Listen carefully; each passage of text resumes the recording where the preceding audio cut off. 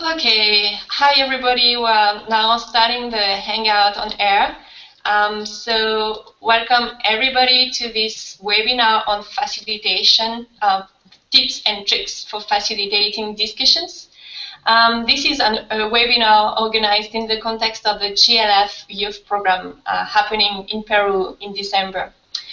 Today we have 85 registrants, so welcome again to all of you, and welcome as well to our two trainers, Harlem Marino and Javier Baca. So before they introduce themselves and lead you through this exciting webinar, I would just like to give you some technical tips, you as observers. So I will share my screen now. Sorry if you see an infinity screen, that's how we call it, like a mirror-like effect. But basically, you can see still on the left side of your screen different icons, and particularly a colorful square, which is called Webinars on Air.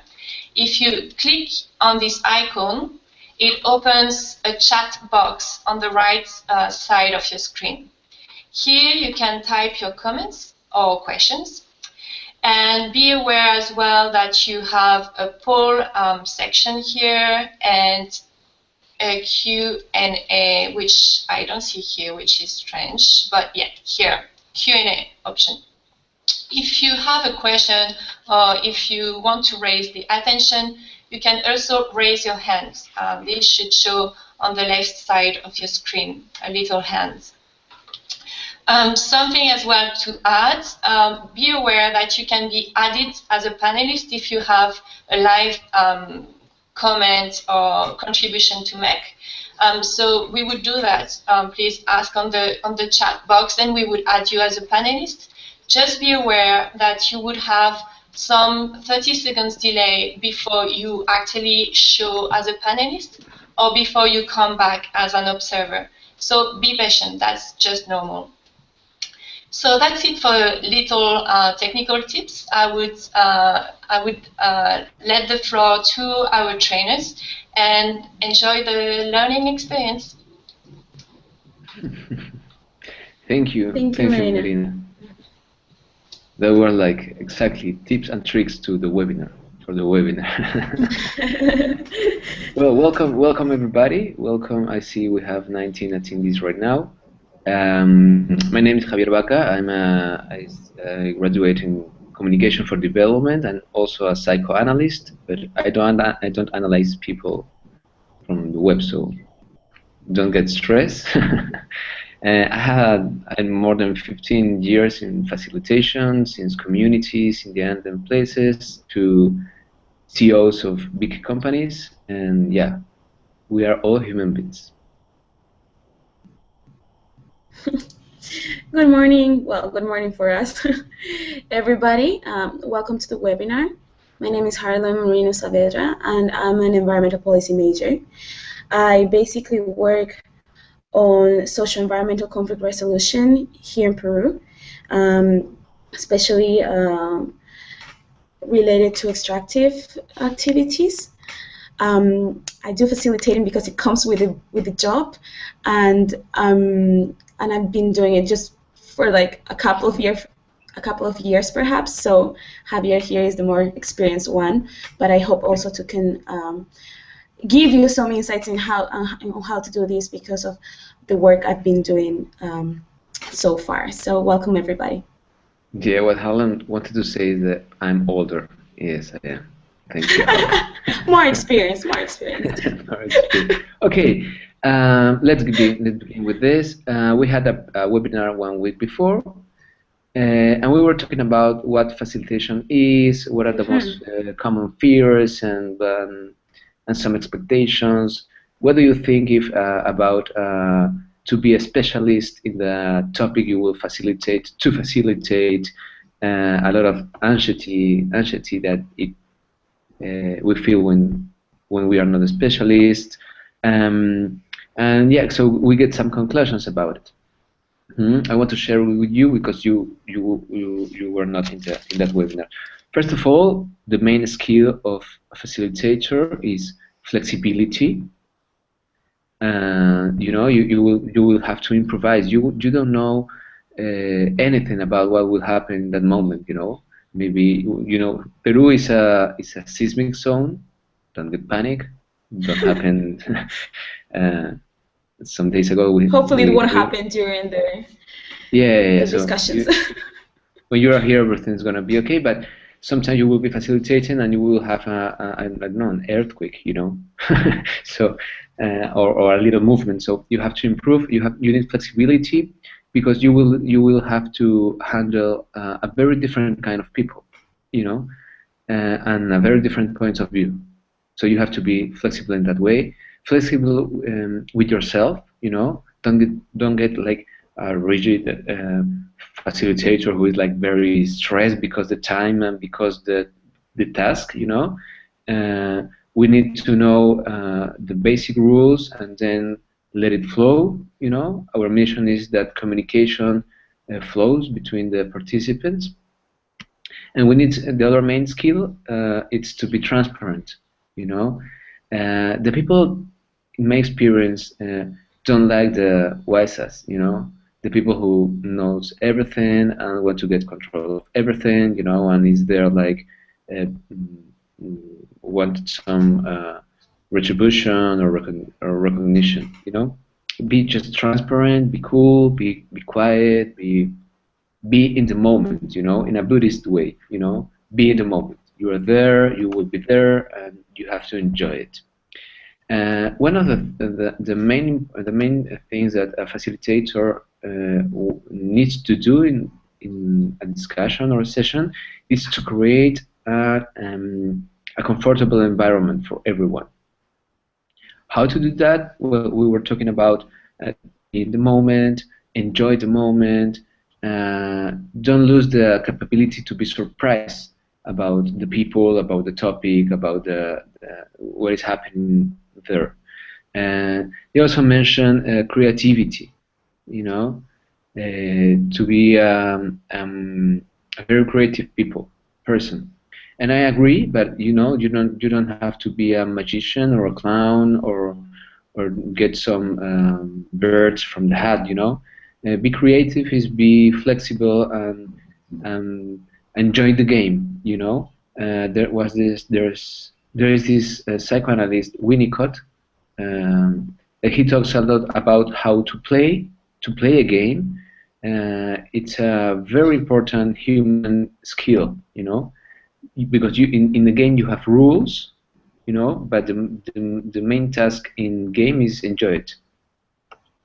So be creative in that way. I don't know if I'm missing something. Harlan, do you have something else? Yes, we also said, that part of the skills of a facilitator is also, wanting can be to be creative too, but curiosity is very important, and having the capability to be surprised by what the outcome of the discussion is, right?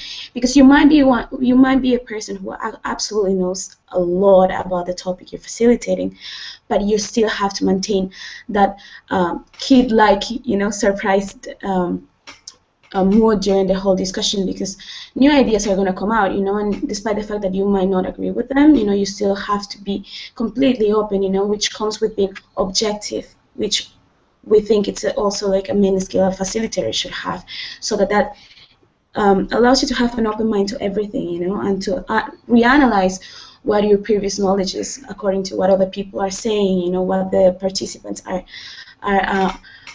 adding to the discussion or to the different perspectives that one can have towards a specific topic. And we also agreed last time, that perhaps you don't have to be a specialist to facilitate. You can be, but you're not supposed to. But it's always important, if it's a topic you've never heard of, you can Google it just to know the basics about it. But you don't have to be a specialist on the topic, right? And finally, I think we talked about how it's important also, to, as a previous work, for the discussion session, to know the adequate use, and understand properly, in a way, the different tools that you're going to be using during the discussion. That doesn't mean that you have to be set on the tools you're going to use. It was saying you have to be flexible. Once you get there to the discussion session, what you expected might not be what is actually going to happen or is happening during the discussion. So, yeah, I think those points we talked about last time, Javier. Yeah. I remember just two more, and maybe we can finish with it. If someone else wants to add something, please we will be happy. One is to listen. It's very important to facilitator to listen people, and to listen is not always is an easy thing, because it's easier for us to get just into the stereotypes, and don't feel free to listen, And the last thing is that facilitation is about make things understandable. That's it. Make things understandable. And facilitator is not responsible to do it, but all the people, all the present, all the participants are responsible for that. And facilitator is just the one who conduct the, to lead the session and the dynamics. So yeah, we made a promise last webinar. If anyone has any contribution about this first thing, we will talk about tools. They sounds like the core of facilitation. The tool. I want the tool. Is like the Lord of the Ring. I want the tool. Okay, so we will talk about tools. There are I don't know, 20,000 tools to facilitate and dynamics. Yeah. Since the typical, what do you think about, and raise your hands, or the more sophisticated things that are like acting, like social drama, and blah blah. So, for me, all the time that I have to facilitate a discussion or a session is which one. How can I choose one from the 20,000 tools and dynamics? So I was thinking about that these days, and I had a division or a groupation to do about the tools. The first one, is there are tools that trying to work in the primary process of the human mind. The primary process is what we think, but we can say in words. Because it's very difficult, because it's a complex, because it's a little shamey. I don't know, but a lot of reasons. There's something back in your head that you are thinking, but you can say, you can talk about it. And the secondary process is a process to talk, because you think, you rationalize, and then you speak and say what you want to say. So, for example, in the first group, in the primary process, are all the drawing, or to make draws, to draw techniques and tools. Because when the people draw something, reflects a lot of different things than what they are saying. And the one in the second group, for example, is the fishbowl. When the people, it's in a circle, and people get out and get in to talk about what the group are discussing. So I don't know if it makes sense for you, and it's a good way to understand or regroup the tools. Anyone there? I'm feeling long, Harlan. Yeah, I know. Well, I think it's important, to make kind of a division, on the tools. On these two aspects, I think, are very important, because it divides, very well how you can use the tools and the types of tools that are out there. Perhaps you guys, in your previous experience, have done it differently, so it'd be very important for us, in order to continue, if you tell us if you agree, with the division we've made, and if you think it's a proper one, to start talking more about the specific tools you can use in each one of these aspects or processes, mind processes that the participants will have. Yes. And also, tools and dynamics, they are not just tools and dynamics. Tools and dynamics are process inside the sessions. Let me give you an example. Every time that I begin a session to facilitate something, in the part of the introduction, where every participant is introduced to others, I ask them to answer some questions. What's your name? What do you do? And which one's your nickname when you were a child? The third question, exactly. it's very... Sorry. No, definitely, I agree. I usually do something very similar, about like, what's your name, what do you do, and please tell us what your favorite thing in the world is, with the say something with the last letter of your name, and people like have to think about it and they wake up, Yes, yeah, and it has two objectives. First, wake up the people, and introduce in a more, I don't know how to say it in English, ludic, no? Yeah.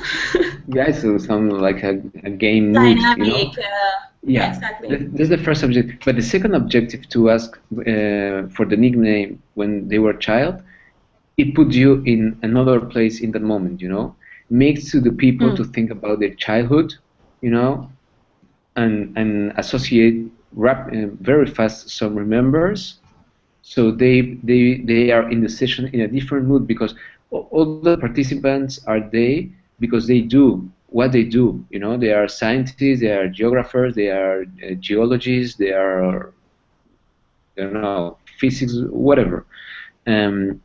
So you introduce them in a more personal and transparent space of themselves. But we have a complication here, and it happened to me. Once I asked to a group of persons, okay, your nickname when you were a child, and I can observe that one of the participants get uncomfortable with that. Of course, I don't know if everyone has a beautiful childhood, and they were happy, So what would you do when you recognize that? Because this tool is get you in the primary process, what you can think but you cannot say. Okay, so what will happen if someone reacts in a way that you don't expect in these kind of tools? One, if you get out running. The second option is like just laugh in an artificial way, okay, it doesn't work. The third option, what I do in order to be transparent and vulnerable and honest, it's, oh, sorry, I get you uncomfortable. I know you are uncomfortable, and I say something beautiful about that person in that moment, But you're handsome, or you're a pretty girl, or you look like very wise, Child is in the past, and move on, And because what you do when say something good to that person who reacts in that different way, in an unexpected way, it's to hold that person, And it's very important that role of facilitator, like holding fears, holding mistakes, holding people, to hold them. And yeah, exactly. And just to add a little bit to that, we were talking about this last time too, it's how you make yourself vulnerable too, when you're in a discussion and you want to be relatable. So perhaps one way is what Javier is saying, but another way is also to share perhaps an embarrassing, childhood memory. Who knows? You can say, well, think about the most embarrassing nickname you've had, and then you can make other people feel comfortable around you too, because you're also, in this way, you're also making yourself available, vulnerable, and you're setting a horizontal mood to the session, which I think is also very important, and we discussed it previously. Now, we have another, I get in my mind right now another situation. What happens if someone gets angry? Someone get mad about something, It's like, what do you do in that cases? For me, it happens. Because it happens a lot. Yeah, it happens sometimes. It depends on what topic are you facilitating, in what kind of context.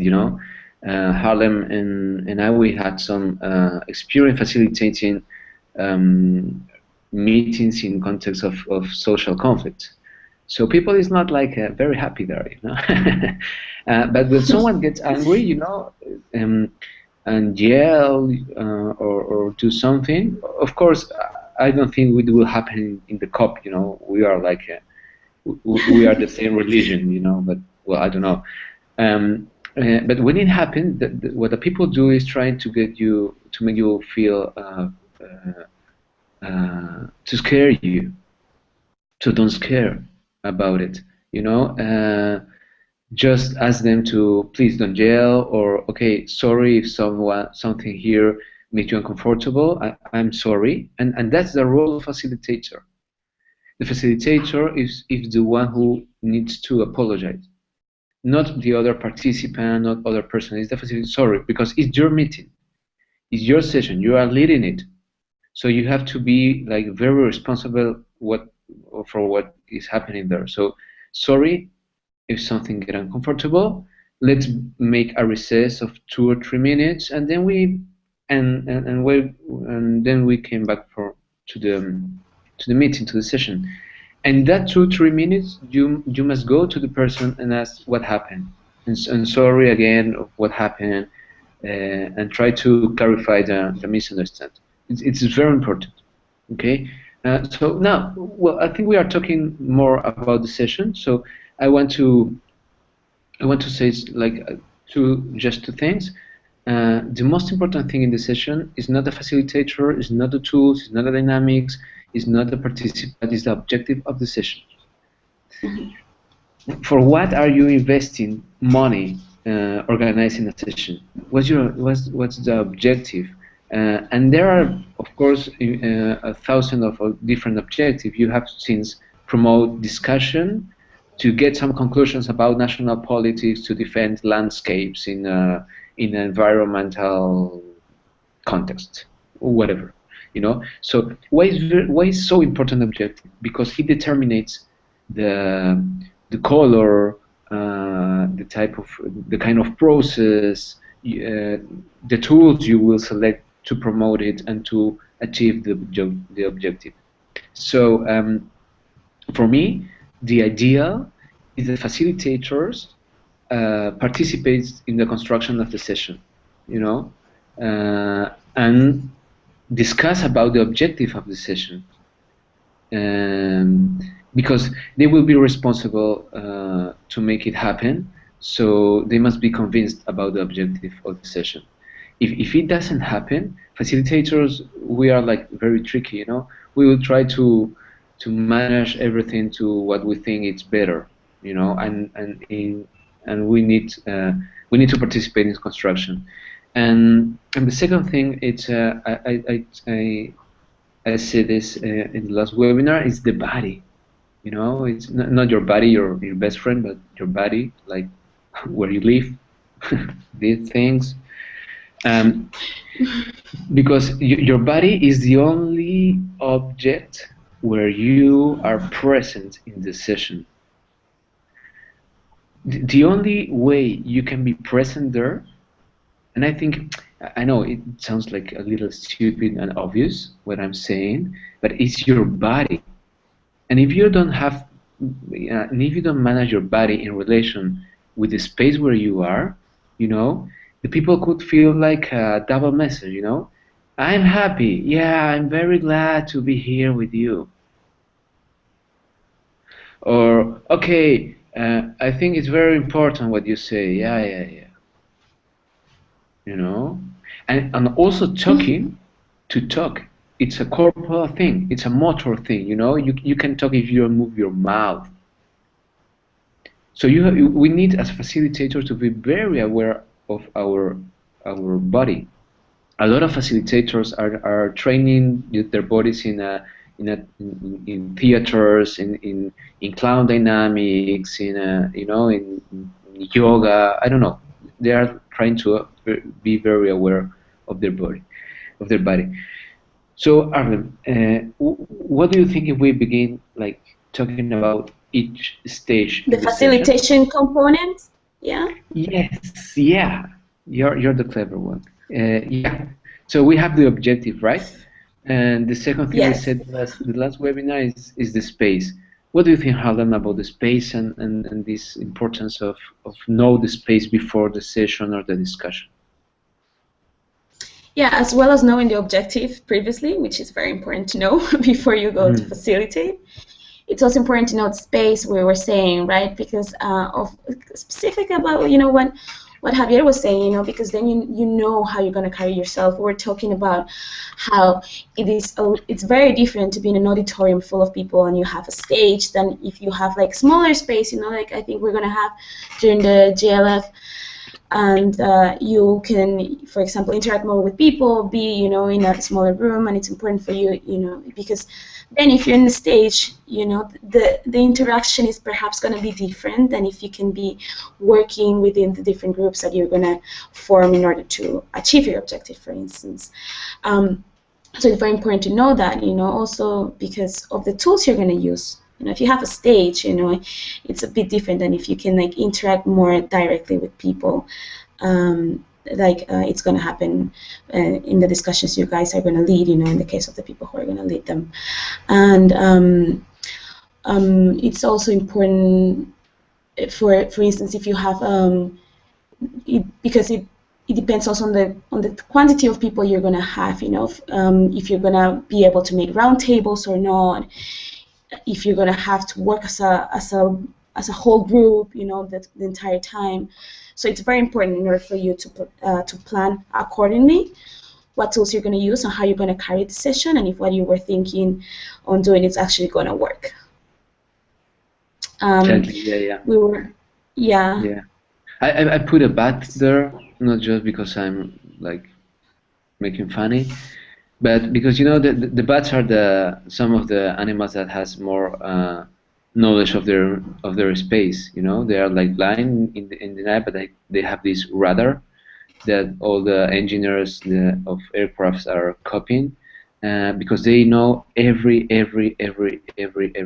single centimeter of their space. Why is that important? Facilitators, as Helen said, I just want to add that things will happen in a space. How you arrange the chairs, the tables, the flipboards, where you will be leading the session, you know, because facilitator, we are all the time, we are not like sit down, you know.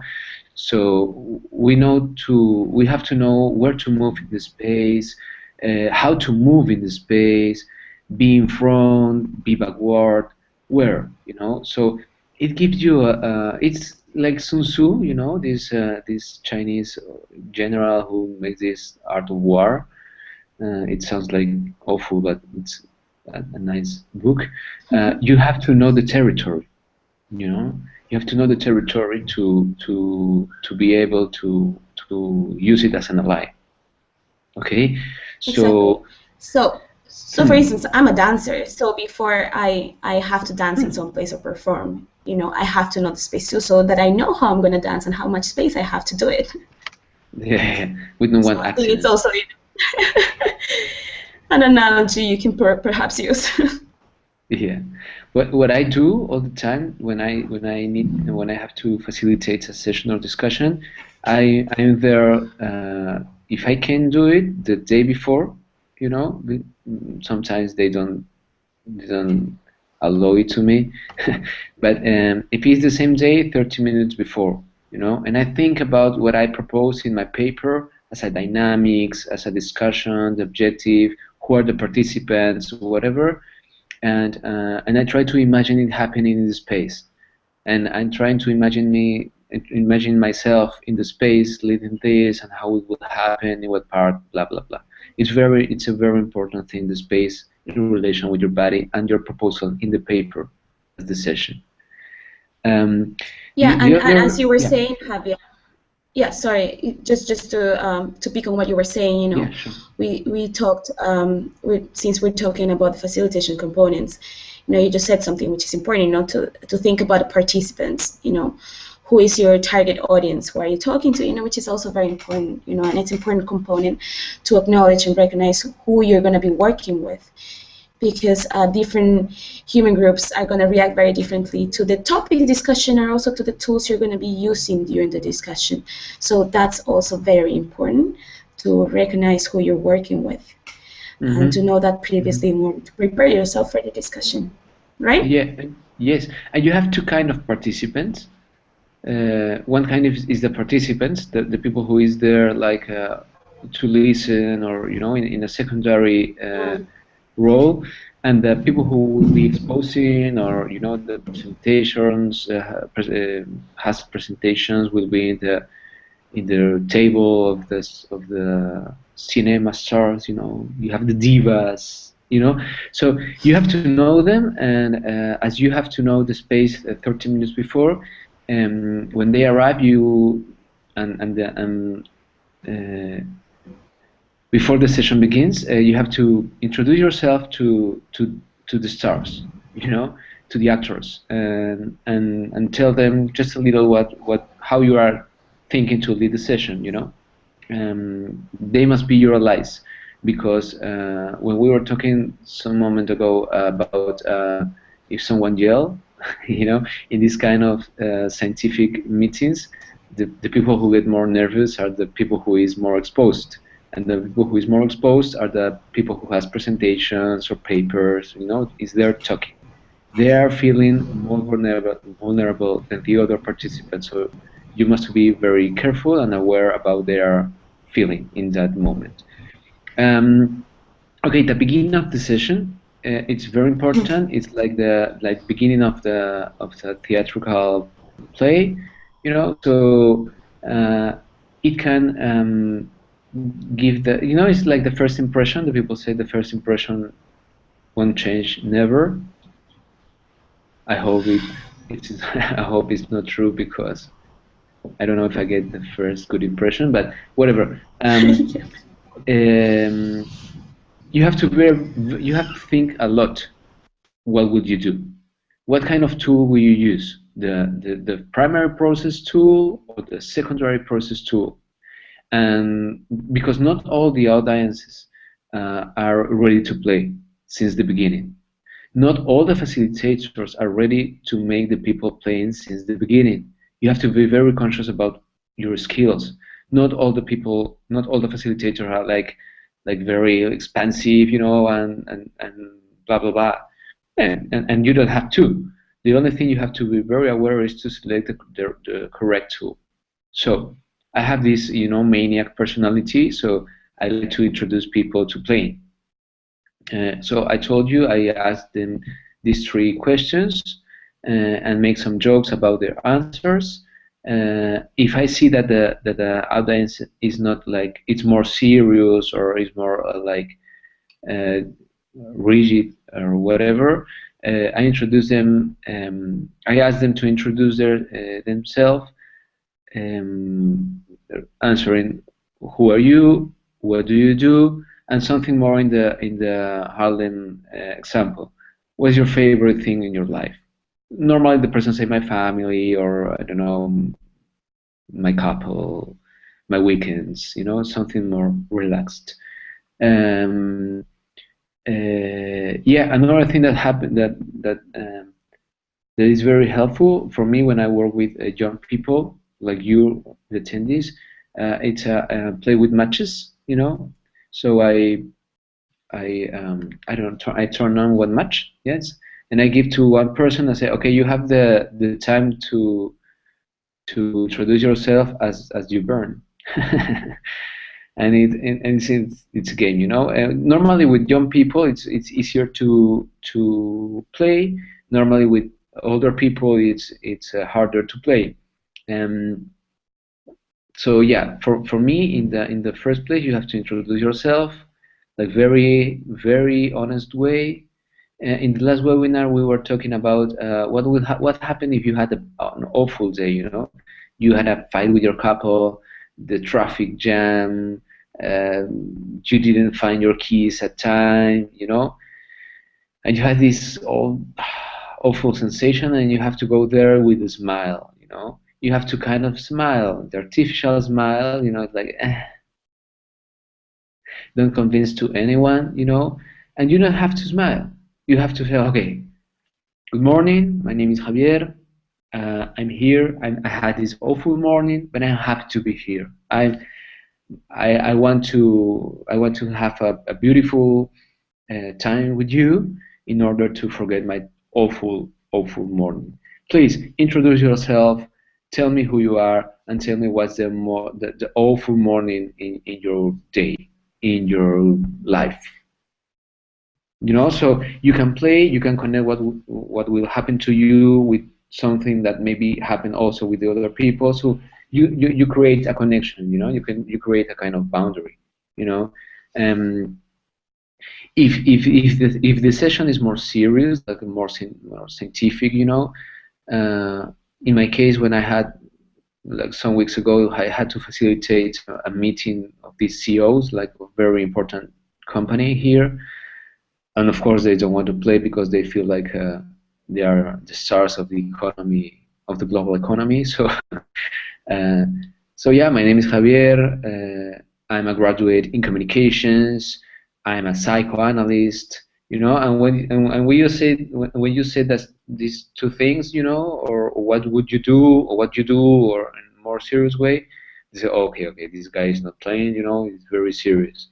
And when they think you're serious, they are ready to play, because you introduce yourself as an horizontal way.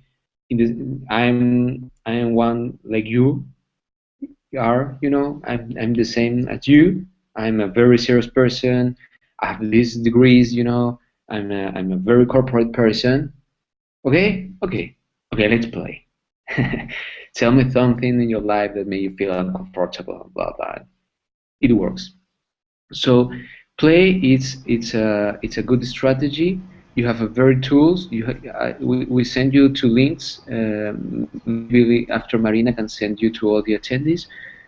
All the links, two links that you have, like thousands of tools. You can use it, and remember to introduce yourselves in an honest way. It depends on your audiences. If you must be serious, you must be serious. It's no problem. You're not a bad facilitator if you're not joking or playing. You must be serious, but warm. But hold. You have to hold. Okay. That's the introduction. That's the beginning of the session. Yeah. Yeah, and just at the beginning too, we were talking that it's very important also to set some ground rules, about how the facilitation is going to go, right? Perhaps even before talking about the objective, it's very important to say, Yes. well, we're going to be working for 4 hours, then we'll have a break, and tell them, for instance, that setting, like main ideas, principal ideas, like we were talking about how it's going to be a discussion and not a debate, which is very important, because discussions can get heated to the point that they become debates between 2 or 3 people in the audience, and not a discussion in a group, so that it makes it harder for us to achieve our objective. And the outcome we want to get from the discussion. So it's very important to set certain rules. Rules. It sounds like something very serious, but it's still like important to set them and let people know, how the session is going to go, because you can break them. No. Honestly, yeah, I have this. I'm just kidding. This was what I was talking about, the first impression. I look like a junkie, but I'm not. No, I really like rules, because if rules are clear, it's less probably to have misunderstandings. So you don't get there like Hitler and say, this is the rules, and if you don't, you say, okay, good morning, my name is Javier. I am the facilitator, so I have the responsibility to lead this session with you. I'm very glad to know you. So before beginning, I want to propose you these rules to make this happen in the more fluid way. So please, and I say this exactly, okay? Can you check if your cell phones have this little red button? And everyone's like, yeah, okay. can you push it like 3 seconds? I just want to know what happened. Oh, they turned off. Okay, let it there. Let it there. So yeah, please, no cell phones or cell phones in a silence mode. You don't need laptops or notebooks or whatever. Don't get stressed with that. The objective of this session is, I don't know, to promote discussions about national politics to protect landscapes, and you know it. And I will tell you what will happen this day. We will begin with this, and then with that, and we will have a coffee break, and then we get back to work in some groups and blah blah. Like a very brief, very briefly about the program of the day, and you have to finish that part of the rules, asking to the people, are you agree, or you want to change something? It's okay with you? Yeah? No? Any suggestion? Okay. Because they need to feel that you are not imposing anything. They need to feel that you are getting consensus about what will you do that day, you know? Yeah.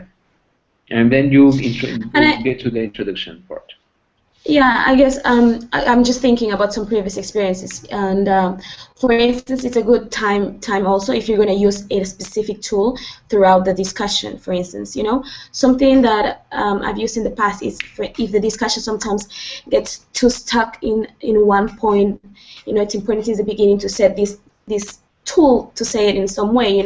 If you have large groups, for instance, and you want the discussion to keep going, perhaps one of the rules you can propose is this tool, which is, for instance, if you're talking about a specific topic, people, instead of raising their hands, if you're having an open discussion, you can, I don't know, perhaps some of you have seen it already, but if you're going to add a new point, a new idea to the discussion, you raise your hand with one finger. And if you're going to follow something that the other person has said, you have to raise 2, for instance, right? So that's a tool you can introduce at the beginning. So you say, okay, before we start talking, in order to make this more dynamic, if you're going to introduce a new point, please raise just 1 finger. And if you want to add on to what the other person has said just before, raise 2. So it's a way also to organize a discussion. So I think it's a good moment to do those kind of things. Yeah, nice idea. Well, that's everything we had in mind right now about the beginning of the session. So just to make the checklist. So you get to the session room 30 minutes before. You made your checklist about what you will need: chairs, table, flippers, markers, scotch, cutouts, paper, yeah. Yeah. Food, coffee break, please. Coffee break. The coffee break, it's ready, blah, blah. So you appropriate. It's very important for a discussion. Yeah, no, of course. You appropriate of the space. So you need to be there in the space, feel the space, imagine yourself in the space. If you feel that something it's not very clear it's not the same in your paper than as you are watching right there in the room, in the place, change it. It's like Luke Skywalker, trust your feelings. So change it, but you have to be there in time, 30 minutes before. So yeah, the participants are there. You recognize the people who will be like presenting some paper or whatever, or will talk, and you go there and say, hey, my name is Javier. I will lead in the session. I'm the facilitator. I will lead the session. I will tell you when we'll let you 5 minutes and then 2 minutes, so you can handle your time. And all the participants are there, so begin to play. So good morning, good afternoon, good night, good whatever. My name is blah blah blah. I am communicator, I am geographer, I am blah blah, and I will lead and facilitate this session. So please tell me who you are, blah blah, and you begin with the introduction with the tool you choose.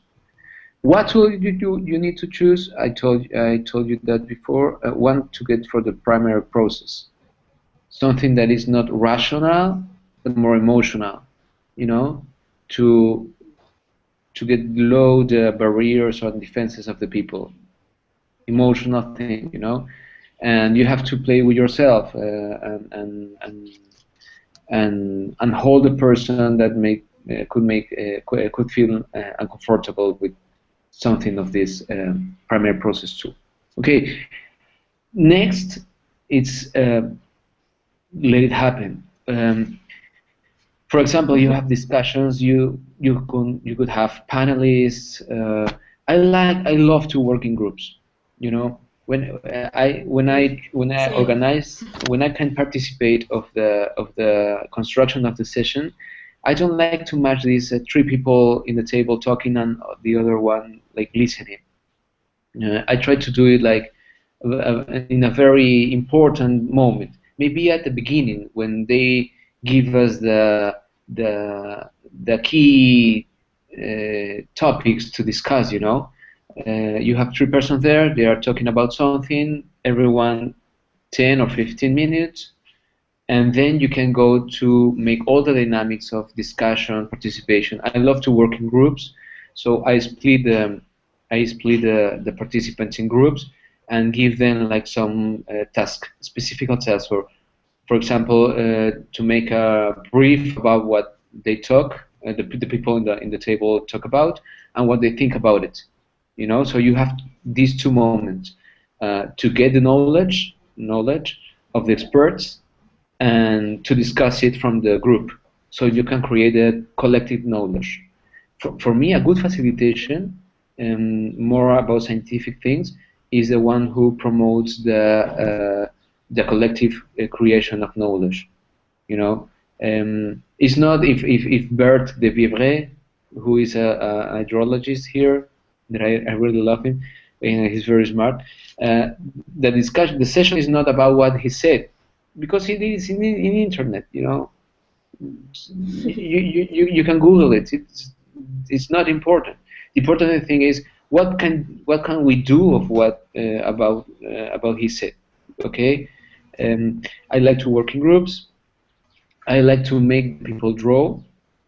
I like when the people draw. I'm here in the Presences Masterclass. I will make you draw a landscape, and you will see it's amazing. It's amazing, because if I ask to you what a landscape is, you will give me the definition of the book, the correct definition, scientific definition, and when you draw, you will see the amazing things that will appear different or very similar, but also very different of what you are saying. And it's like when a psychologist, you go for a work and okay, draw a human being, is like, oh my God, I have to put a floor, and you're trying to get all the things.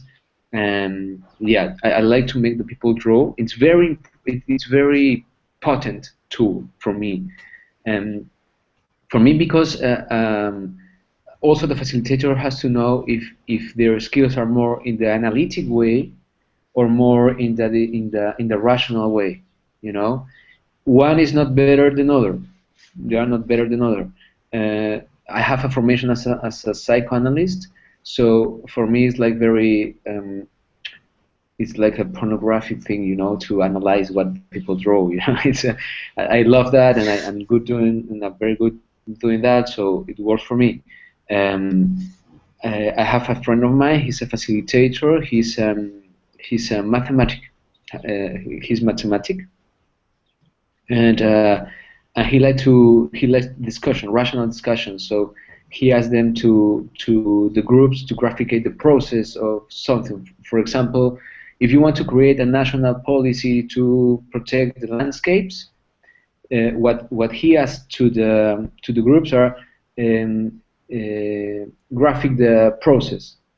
Step 1, step 2, step 3, step 4. It's amazing. I love that. It's very useful. It's like a flowchart. You can see how to do it. You are not saying if okay, it's important. Yeah, we all know it's important. Yeah, environmental change. Yeah, we know about it. How to do that? He's like very go for it. He's not like blah blah blah blah blah. He's more me. and when he facilitates, he has these very clear steps, and I love it. If you don't have if you are not thinking about to work with groups, but more in plenary and with everyone, I suggest you to choose some champions, or representatives, like three or four person who will be the responsibility to synthesize what the plenary are saying. So again, facilitator is not Actually, yeah. Sorry. Actually, sorry, I'm just to make like a little parenthesis there. I was actually thinking a lot about that just as you were talking about how important is the systematization of the discussion. I don't know how it's going to go for the Global Landscape Forum, if there's going to be somebody in charge of doing it, but I think it's also very important to think about how you're going to land, if you're going to land a paper or like the systematized document, how you're gonna go with it. Because I don't think it's it's just necessary that you're going to have two people if there's a discussion in a big group and not in smaller ones.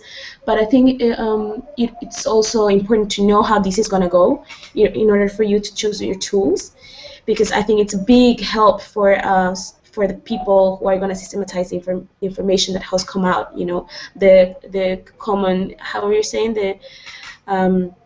the joint knowledge that is going to come from this, like it has to be systematized. So I think that also can influence a little bit what tools you're going to use. Because for instance, you can draw and as a tool, for you to understand better what the participants want to say. Yeah. But I think that's also why it's important, perhaps, to choose some tools that require participants to write down what they've discussed themselves, right? Yes. If your objective is to have an outcome that is a paper on the topic you've been discussing, Yeah. or a policy proposal. So I think that's also going to influence how you facilitate and how you use your tools. This final objective of yours, if you need something written or not, by the end of the discussion. Yeah. Sorry, I closed my parenthesis. No. I think it's great. It's great because the way you make the registration of all the information, it also will. I mean, the outcome, as you said, Harlan, the outcome will depend on what tool you use. Yeah. If you draw, you will have draws, and you have to make the analyze and get some conclusions. Again, a collective conclusions, not a conclusion of facilitator. Facilitator is not responsible to get a conclusion. He's not the specialist. He's not the one who, okay, you say that, they are the main conclusions. No, you have to construct your phrase in that way. I think you said this. Am I okay, or you want to correct something? There's something you want to add? Are we okay? Always asking to the participants. Okay, the fishbowl dynamic, the people love it. And I think it's a very nice tool or dynamic or whatever, but I encourage you to create yourselves your own tool, your own specific tool. You can construct what you can do it. You can do whatever you want with the participants in order to achieve your objective. Once I have these sessions, and it was about mining and one of many facilitation. Yeah, I'm sorry, I distracted with the chat. I had to facilitate this session about mining and environmental sustainability. It's like how can you facilitate that? And you have people from the mining companies and environmental organizations and whatever. And I say, okay, how can we do that one understand the arguments of the others? The fight is very easy, the debate is very easy, but it's like I don't want to debate, I don't want to discuss, I want first to understand. As a facilitator, I want to make things understandable. It's not the time, it's not the moment, it was not the moment to say if you were the good guy or the bad guy. was the moment to understand. So I thought about this Larry, what the American, this interviewer. Well, I invented this Harlan, you know. Larry King? Yeah, no? Larry, yeah. Yeah, so I create this tool for facilitation well, I copy, interviews like talk show. So I was interview and I was making an interview first to the person of the mining company, then the person to the environmental organization, and then them bot, at the same time, but interview, not promoting a discussion, trying to understand the common points. And it was very interesting because I again, as I prefer the primary process tools, I begin the interview asking them if they have kids. And yeah, the people of the mining company had kids, and the other one also had kids. And what do you want for your kids? Good education and a good future. Okay. And what is the most that you love? Well, it's my family. So you have a lot of things in common, And they get like very surprised because they hate each other, in this discussion about environmental Usually, yes. They have this stereotype of this ugly and bad boy, is like stealing all the gold, And since the other place, they have this stereotype about, oh, they are like communist, everyone is communist. So when they get that they have a lot of things in common and they can discuss, they will discuss, of course, but they have other things in consideration to do it. So the main objective of that session, and that's why I chose this, or I chose this tool, is because the objective of the discussion was to promote how is that? To promote talking spaces, encounter spaces between one and another position, So yeah, because for example, Fishbowl is more like a very rational, and you go into the fishbowl to discuss something that somebody said or some idea. Fishbowl, yeah, fishbowl. You go there to the fishbowl to discuss something that someone said before, or to add something that you are thinking. But you lose that, again, is for me, because I facilitate that way. I miss the primary process thing, the more emotional thing. Another thing that I use a lot is the tell story, and that is something I just learned like 4 or 5 years ago, and it's very powerful. Storytelling. When you ask to the people that introduce storytelling as a way to show their point of view or what they are thinking about some topic, it's very rich because it implies the person. Storytelling always implies the person because it implies the body, and not in just a rational way, but more emotional way, because the idea is that the story, that the person who is there telling the story have to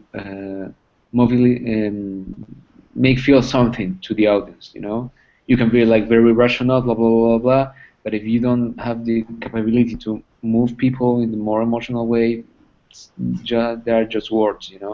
And it's a very big challenge for scientific topics.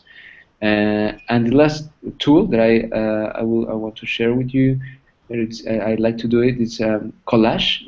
This artistic way to create paint or something. So I give them to the groups a lot of magazines, newspapers, whatever, and I say, okay, think about landscape again, just for example, and they will need to construct a landscape they will need, the process is very interesting because they need to discuss what a landscape is, then to find the pictures or the images or that could represent it, and then do it, put it in the collage.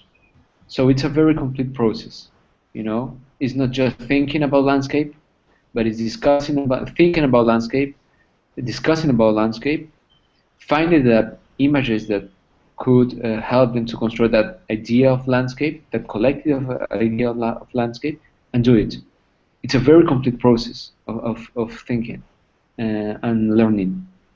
And it's very interesting. And it also is very rich in the exposition of the conclusions to watch a collage, beautiful things they appear. The collage then just appears people talking, you know. Yeah. Yeah, it's an artwork, exactly. I don't know, Harlem, if you have another example of tool you used to. Well, yeah, just to add, you know, like just little tools that might help throughout the process of the discussion. I'm just thinking about, you know, what I usually do. And for instance, if the discussion is, for example, you know, if you divide, sometimes it might happen when you divide people into smaller groups. What's going to happen is sometimes some people are going to they're going to start, you know, if you give them a set amount of time, you know, perhaps they're going to not end up talking necessarily about the topic, and things just, you know, people start talking about other things, and then you need to regain their attention, you know, for instance, or after coffee break, people are just, you know, like enjoying it too much, and people, you know, don't come back at the time you told them to. There's a little tool a friend taught me, right, which is a simple game, which is, I think you can use even with serious people because it's not that complicated, you know, which is this clapping game, you know, that a friend used to do a lot with the facilitation. You know, it's a game in order for them to, like, okay, so you need to wake up, right? So just clap once, clap twice. You know, if I say this word, clap once, and if I say this word, clap twice, right? Like yellow, clap one time, and red, clap twice. So when you need to regain attention during the discussion, for instance, you know, if it's getting too intense, you know, or people are starting to, like, as you were saying, you know, in this case of, like, you know, when a debate is coming out and there's, like, conflict during the discussions, you know, when the groups are divided, or even, you know, in the plenary, you know, I think it's a good way to wake people up and also to, like, lighten up the mood. You know, I think it's a good little game that you can use throughout the discussion or throughout the day, you know, for instance, for you to get people's attention. And you know, because it's so funny, because when this happens, you know, some people might get confused, you know, and when it's yellow, clap twice instead of once, so they laugh, you know, about what just happened. So I think it's a funny thing to do with them, you know, throughout the discussion too. Yeah. You know, I was thinking that you know, the worst enemy of a facilitator is. What is it? Anyone there? You know who? Anyone there? Which is the worst enemy of a facilitator? Is the lunch. Is the lunch. Yes. The after lunch is the worst enemy. Hard. The after lunch is the after lunch is the half of the person is there, you know. The other half is sleeping, you know. So yeah, it could be like it's very important dynamics after the after lunch dynamics. So and what Harlem does is to wake up the body, you know, and you have a lot of dynamics. I don't know if you have this young tempo thing in United States. I don't. It's paper, scissors, and rock. Rock, yeah. Yeah, you can play with the body, with all the body, you know. So you say, okay, two groups, and you say like 1, 2, 3, and they have to do like a scissor or rock or whatever, and they play, and you wake up the body. And for me, the challenge is how to wake up the mind.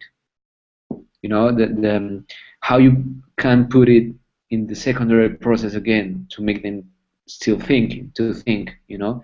I play a game with them that I love it. It's awesome. I learned it.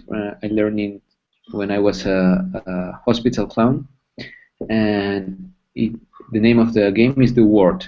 So you put it around all the people in a circle, and I said to the person of my right one word. For example, house, and this person has to say something related to house. For example, window, and the next person has to say something related to window. But what all the time happens is that the people say something about related to house. It sounds very easy, it's very difficult, and it's very, the people get like very cliche with that game. So you wake up also the mind. Another thing another dynamic I use after lunch too is I put it in groups and play like childs. In Peru we have this, Las Chapadas Harlem, like police and thieves, something like that. Yeah. But you can, but the challenge for what I do is the challenge is do it in the lowest way you can. It's not how the fast you catch to the thief, but I don't know how to say lento, slow. Sorry, is the slower way you can do it. So it's very funny because it's funny to see. Yeah, the lunch is the enemy of the facilitator. Okay. Well, we have just a couple of more things. In the last webinar, the people was talking about flexibility, creative, listening, blah blah. And one of the participant asked something that's very important. And what about the time management? Because you have the challenge to do what you need to do in the morning, in the afternoon, in 3 hours, in 6 hours, in 8 hours. So again, for me, it's very important to facilitators to participate in the construction of the sessions. To calculate the time, because it also limited the kind of tools you can choose. If I have not too much time, I will need to use tools like very to the task, very to the objective, very to the conclusion. If I have a little more time, I can play a little more. I can introduce them to the task like a more like comfortable way, step by step. So yeah, time management is important because you won't have more time. Yes. Yeah. And just to add to that, I think it's very important, if at all possible, as you were saying, to plan. For instance, if it's a workshop with panelists, I think it's very important if you can help in the process of planning how this workshop is going to go. Who's going to talk first, what topic is going to go next. Yes. Because it has happened to me, that previous information wasn't necessarily worked jointly or together with the organization. Yeah. And that can make the discussion a lot more dense. For instance, if you put like two, as you were saying, if you need people's secondary focusing process, which is to analyze a very intense, serious topic, and you put it right after lunch, you might not get much out of that. Yes.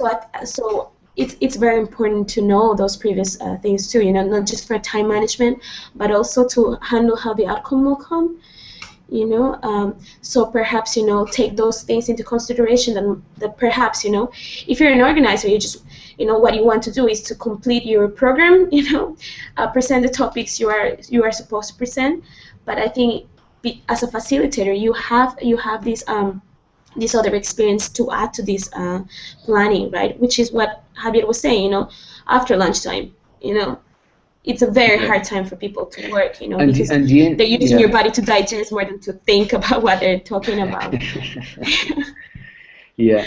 But also the end of the session, you know, this half hour before the end, when people are thinking in going, you know, people is Yeah. tired, you know, to think it's a very exhaustive thing to do. At half hour before the ending of the session, the people watching clocks and cell phones to get out because they are tired. So you don't have too much time. Sure. If you can achieve your objective, like 15 minutes before the program said, people will love you. And you know, as a facilitator, we need some love. um, and yeah, so time management is important. You have to calculate it since the planning of the session. And again, flexibility. If you plan to use tools and and and things, I don't know, get more time, you have to improve. You have to improvise, and have another tools in your hat to use it to replace the one that you won't have time to do it. So you need like 2 or 3 tools in each stage of the session. Under your sleeve. Yes. Yes, and please, this is my more precious recommendation to you.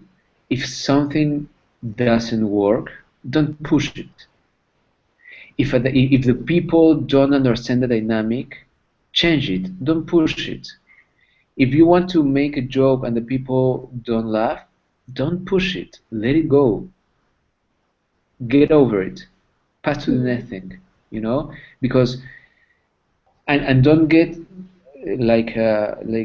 scared about it. You know, if it doesn't work, it doesn't work. You know, it's okay. Next thing, next step, next tool, another thing. You know, because you get rigid if you try to do something and to force something. Don't force anything. You know, if you had a conclusion and you present it to the plenary and the people say, okay, we didn't say that, you cannot say, no, yes you did it. You did it 2 hours ago. You say it. No, let it go. Let it go. Even if they said it, even if they say it, you will note it in your last inform or document, brief or resume of the session. You put it there. But in the plenary, you don't force it. Okay, sorry, what did you say about this? Blah, blah, blah, blah. Okay, I'm sorry, yeah, you're right. You know, don't push it. Remember that you are the responsible to the environment. So you are just there to do that, not to be the specialist, not to be the clever guy. Okay, I have in my mind another thing that happened sometimes. The clever guy or the clever woman, you know, the cleverest. They know everything. Everyone is wrong, and they don't know what they are doing in that session with this kind of people. How you handle it? How you can handle it? It's very important. 2 things. First, you have to detect it since the first moment. You have to know who is, and since the first moment when you introduce yourself to the participants and blah blah, you need to detect it, and be very close to that person. That's the more challenging thing for a facilitator, because you have to lead the session, but you have to get a lot of your attention to 1 or 2 persons, you know. And this is the objective of that person, of that kind of behavior, to get some attention. So you need to do it. You need to get them detention, because if you don't do it, I don't know how to boycottear. They will sabotage the session. You know. So, and how to be very close to them. It's not like, oh, you're great, you do greatness. yeah, Your Majesty. No, no, no, no. They are too clever. They will notice that you are trying to manage them. You know, uh, give them a space to talk. What do you think about when you get the conclusions? You need to ask him or her or ask her. Okay, what do you think about? It's correct. Of course, they will say no, no, no, no. Okay, no, doesn't matter. It's the majority who said this. Are you okay with that? Well, yeah, it's the majority, blah blah. And in the moment that you are making dynamics of playing, like the word game or the club game or whatever game, you need to make them play. You need to flexibilize that person, and make jokes with him. You have to be friend of that people. It's the only way to control it. If you confront that people, you lose. You know, you won't get anything of there. The environment will be toxic. So I don't know if you know that the Aikido, the martial art Aikido. It's a Japanese martial art where you don't use your force, but you use the force of the opponent in some like keys, and you get the energy that he's trying to get to you, and you just give it to that person. You don't fight, you don't confront, you don't box. I love boxing, but you don't box. You just do Aikido. Okay? I'm thinking And in the same, yeah. just to add to that, I think it's also important, yeah, have those people close because they might be trouble, they might mean trouble. But I think it's also important to acknowledge those who might not be vocal about their ideas, the people who perhaps are not sharing or not participating in the discussion. So I think it's also important to identify those people in order to help them actually feel comfortable and be able to participate, because you're going to have both ends, You might have, the clever who knows, I know it all person, and you might also have the person who might have amazing ideas to share and is not participating because they might not feel comfortable, they might not dig the tool you're using, So I think it's also important to acknowledge their presence and see how you can help them through the process in order for them to participate and be part of the discussion and the outcome of it, right? So I think those two things very important to recognize in an audience. And you have to you need to have in mind that Harlem is mentioned who talks a lot, who doesn't talk. If you want to work with groups, you have to mix them. Yes, if you put, exactly. if For you instance, put in the same group, you put a person who is a talker and another person who is like more introvert or reserved. No, it's not a good mix. Put the talker with talkers, and put the more reserved people with reserved people, and one talker, but not too much talker, not the most talker. One like a medium, and you have to be irregular one. Yeah, and you have to be as a facilitator closer than the group of the reserved people to help them to make the dynamics and to talk and promote discussion. Then with the talkers they are talkers, Well, they know we are talkers. We just talk. They won't have problem.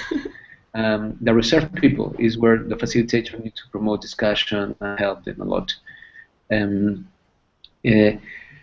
What happens if one of the participants die before the session? I'm sorry, one of the who will present something, I don't know, a paper or whatever. If he dies in coming to Peru, of course I don't want to, but if it happened, what can you do? What can you do if something in the session or in the organization of the session gets wrong? And again, improvise and be cool with that. If you ask like 25 chairs, I'm thinking about we asked 25 chairs, and you have just 10 chairs. Welcome to real world. You have to improvise something to make it happen. if you don't have markers, this could be like, sounds like very stupid things, but they happen. Actually, But they they happen a do lot. happen, yeah, definitely. Yeah. You don't have markers, and all the dynamics have to draw. We will have to improvise. Actually, something Yeah. that I do, something Mm-hmm. that I do is actually I bring some in case, like markers and some paper just in case, and some tape, because Exactly. you are bound to have a wall, so you can stick your paper there, and then you're Yeah. kind of set. So I try to do that. Yes. To have Also, like your own set of or your own set of materials, right? yeah. Just in Me case. also. No, no, I, me I, also. I do not bring chairs with me, but I bring paper yeah. Yeah, no, me also. I have markers, I have paper, big Yeah. paper. I have some things to play. I have my box of Yeah. matches to burn people in the introducing dynamic, and that's it. Yes. Um, yeah, we don't have too much time, so I want to, maybe we need to talk a little more about the end of the session. Exactly. Uh, Yes. the end of the session is a crucial, it's like when you are to the movie and you are waiting for the end of the movie. How the movie ends will determine how do you feel about the movie. That's why everyone like loves Titanic. I don't know why, but people love Titanic. Because when you think it ends, it never ends. So the message is love never ends. It's more like Hello Kitty end, but it's okay. It's Hollywood. Um, so yeah, um, what I do when I'm very like obsessed with the time in sessions. So I'm calculating all the time that I have to do the things that I have to do. So like 1 hour before the session finish or it's supposed to finish, I begin to get some feedback in two ways. Mm. When they are discussing like in groups or doing something like not watching at the front, so I go to one, two, or three or four person, ask them, how are you feeling? Are you tired? I'm trying to get the temperature of the session, and how are you feeling this day, in order to know if they can do it 1 more hour or I have to finish it in the next 13 minutes, Mm. 30 minutes, or so it's very important because as in a good movie or good whatever, the people needs to go to finish looking for something more. You have to the public all the time must feeling that they want more of you. If they are like enough and okay, enough of this, I want to go. Okay, that's a bad session. So you have to be like very clever and managing the time in order to finish, even before if you can do it. Um, and since the middle of the session to the end of the session, you have to begin to introduce some dynamics or tools that can give you that feedback. And to help people to making some conclusions. Not the main conclusions, but all the dynamics must to be direct to close. It's very easy. When you go to with a doctor, you have to be the beginning of the session, of the appointment, and the end of the appointment. Um, at the end of the appointment, you expect that the doctor give you the receipt, right, and diagnosis. So you have this, and you have to do this. Conclusions. At the beginning was okay. How are you feeling? What do you feel? Where it hurts? Where not? Blah blah blah. It's the same in the session. In the session, we begin um, opening discussions, open ideas, opening, and all the dynamics must to open discussion, open ideas, open. After lunch, after our enemy dies, um, We need to close, close, close. Help the people to close, because you open two things: the emotional part and the intellectual part. So you have to pick up the dynamics to close emotional things and close intellectual things. What kind of dynamics? For example, when I have time, I make the people in groups again. Okay, watch the collage you did, the paper you wrote, the conclusion you wrote about the discussions, blah blah blah. Okay, synthesize it. Synthesize that collage, synthesize ideas, synthesize that. But to synthesize, please discuss about how you feel the discussion today. What are the highlights of the discussion of the session? Yes. What things do you want to suggest as to make it better in other time? And what do you get? What do you get for yourself, for your work as a person, whatever? So you have that discussion, you have the materials you made it, and you close. So at the end of the session in plenary, I asked them to make the conclusions of the day in a rational way, the main ideas, the emotional ideas, how they feel today, and some suggestions about how to make better facilitation. Yeah, for me it's a very good way to close, but also an ethic way to close, asking them how to make this better. It's very ethical thing for me, and that's it. And that's how I finish sessions. Sometimes Definitely. dance, No, and I think yeah, sometimes you dance. Great. But yeah, I think depends it's on the feedback of facilitation. I think you put it specifically the way I actually think it should generally go, right? Like towards the end, you need to start closing, those openings you've created in order to make the discussion flow and happen. And I do that too, ask, how did it go? How are you feeling? And even not just like how you can make the facilitation better, but also like, oh, do you think we've covered everything we needed to about the topic? And if they say no, because it gives them an opportunity to say, well, perhaps we should have spoken about these two. Then you can give them food for thought for afterwards. So you can tell them, well, so this is something you can think about, together. And you just finish perhaps opening other doors for them to discuss about other things, after the session has ended.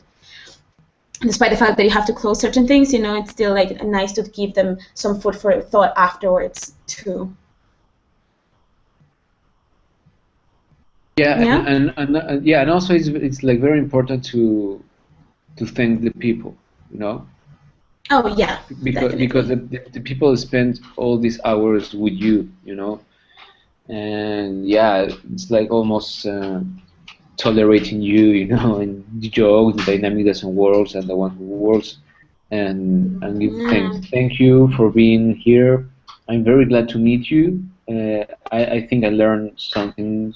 Well, if you learn something, but no, whatever, your speech, but you have to finish it, giving some thanks to the people, and yeah, and the next step after the finish of the session is the evaluation of the session.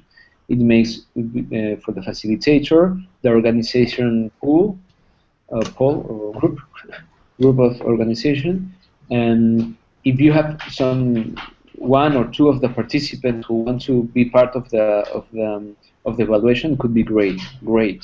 The people normally the people is going, because they want to rest or they want to go out just work, but you have to make the evaluation. It's very important in order to get clear the conclusion of the sessions. I mean, to complete to get the main objective of the session, in order to improve your facilitation skills, and in order to improve the organization skills, because to organize a session it's a very I mean it's very hard thing, So yeah, it's a multidisciplinary view, facilitators, but also something more like administrative way and more the executive and coordination and that kind of stuff. So yeah, there are not good facilitation without feedback, without evaluation. It's important. Yes, definitely. Yeah, that's it.